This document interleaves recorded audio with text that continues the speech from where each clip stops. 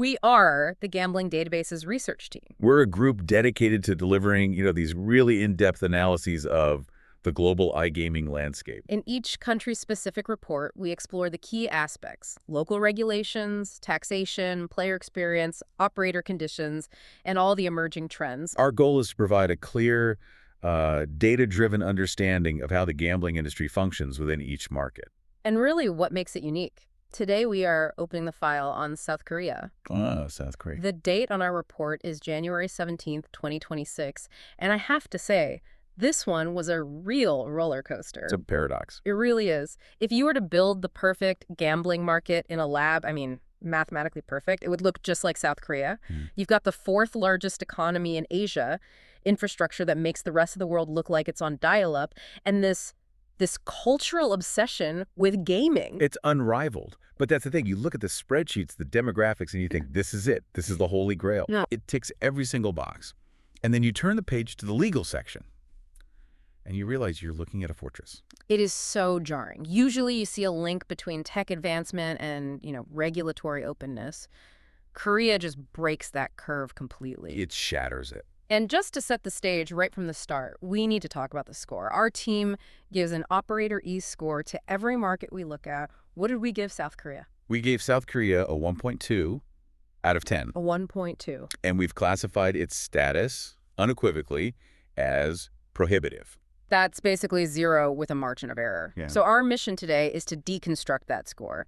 We need to explain why a market with such incredible potential is, radioactive for operators. Mm-hmm. We're going to look at the dream, the tech, and the money that draws everyone in, then the nightmare, the criminal code, and the prison sentences. And the trap. You can't forget the trap. And finally, the trap.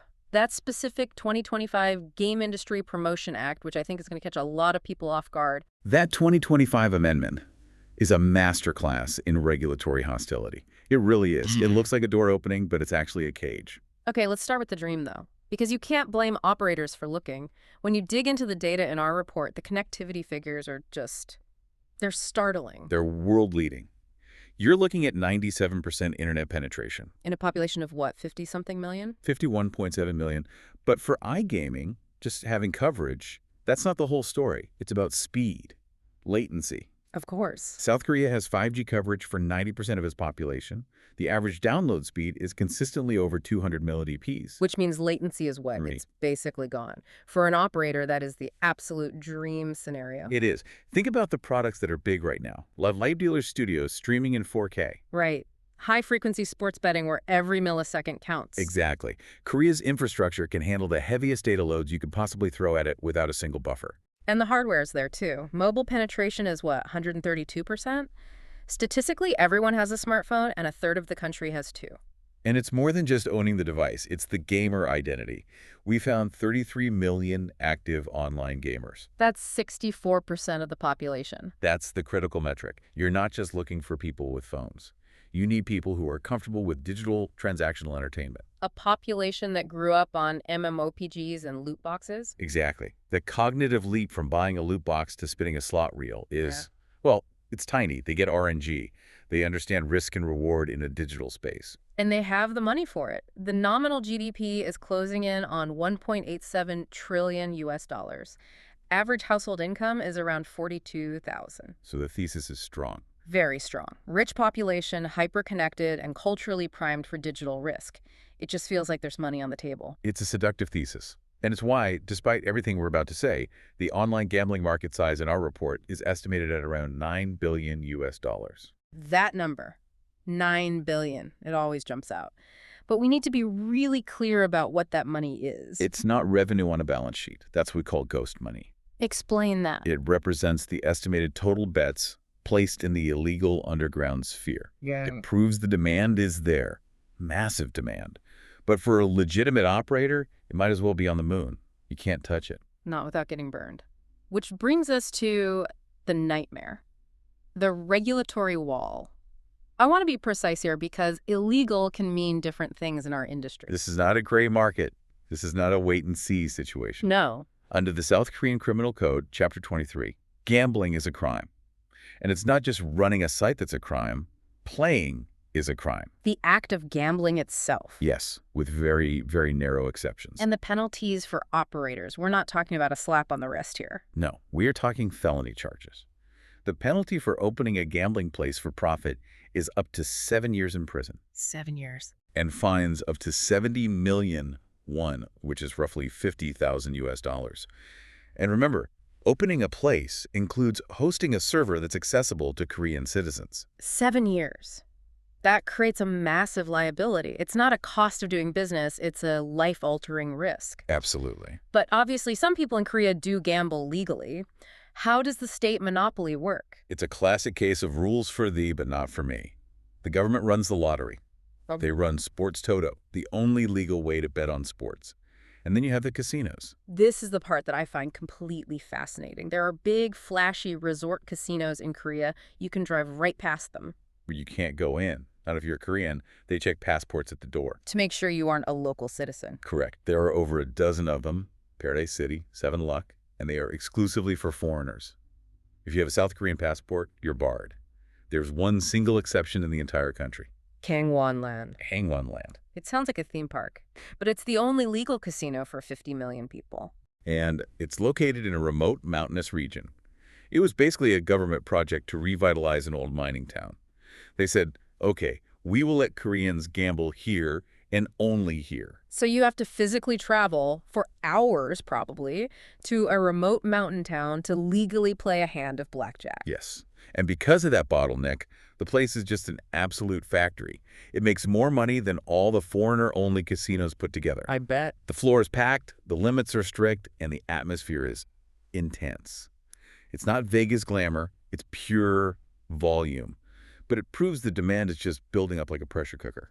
And when you restrict supply that much, the demand has to spill over somewhere. And that's where your $9 billion illegal online market comes from. People don't want to drive to the mountains. They want to play on their phone.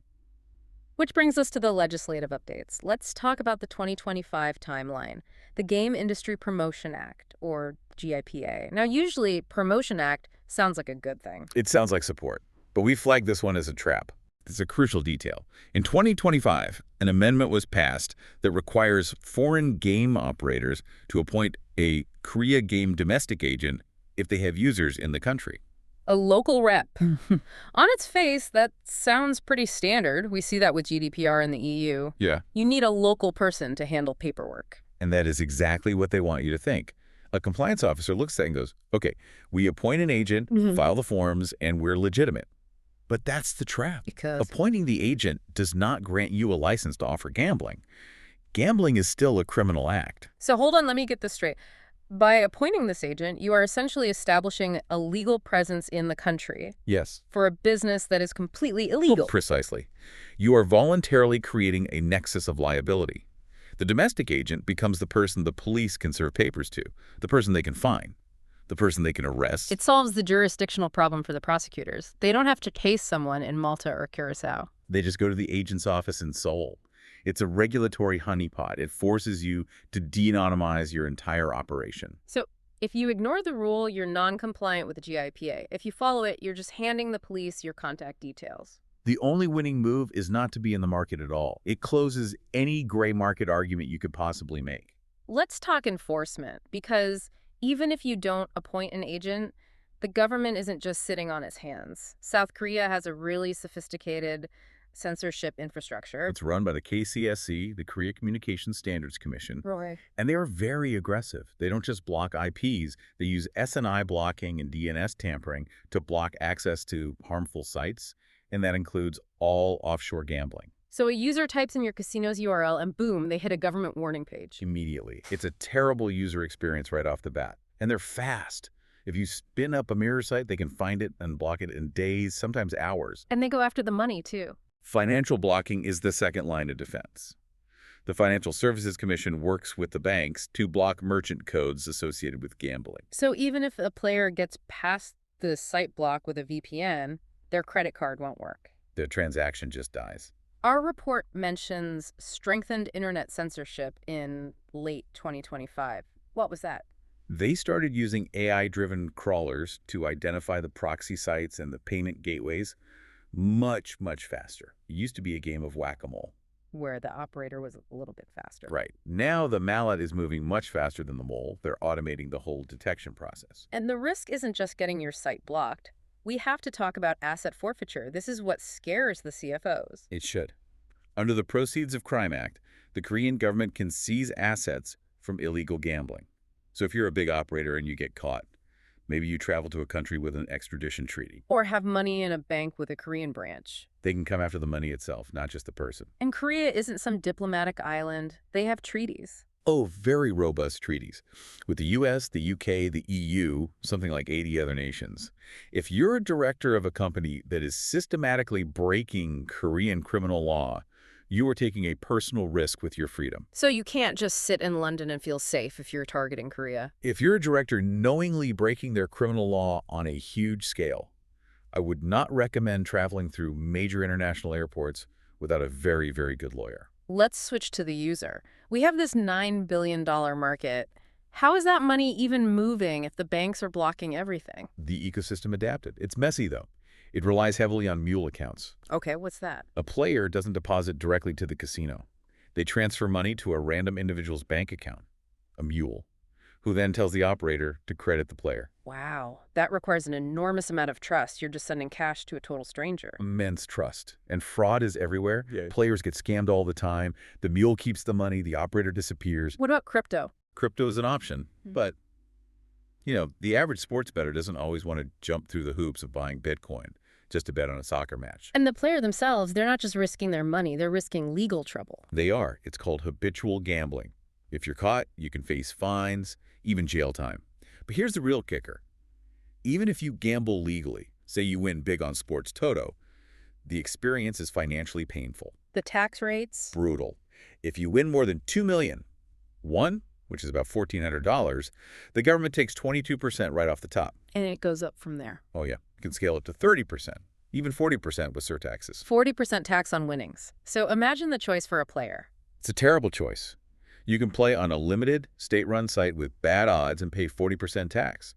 Or you can use a VPN, send money to a shady mule, risk a criminal record, but get better odds and pay zero tax. It's a lose-lose situation. That explains our player access score of 2.8. It's a hostile environment, high friction at every single step. So let's zoom out. South Korea always ranks in the top 10 for ease of doing business. It's a capitalist hub.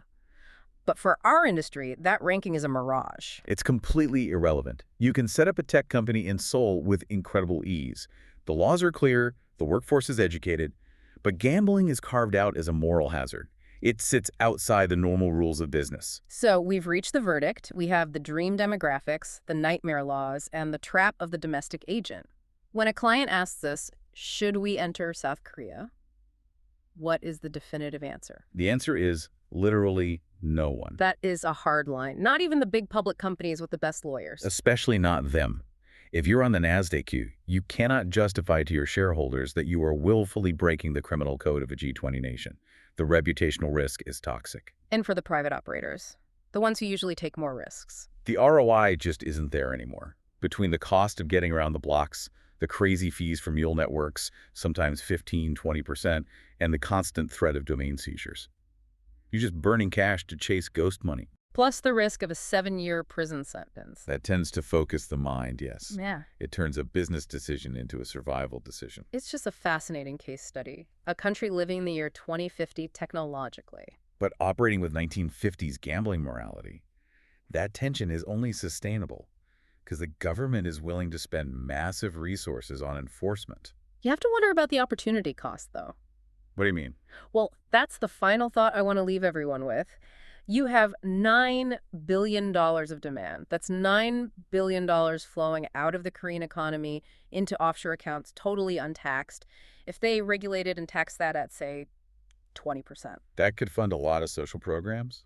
History shows that prohibition rarely survives economics in the long run. The pressure of that $9 billion is constant, but for now, the wall is holding firm. A tantalizing fruit that is, unfortunately, poisonous. That wraps up our analysis. It's a heavy reality check, but that's why we look at the regulations, not just the download speeds. You need to know the terrain before you step on a mine. For the full text of this and other country reports, visit our website at gamblingdatabases.com. Thanks for listening, and we'll catch you on the next one.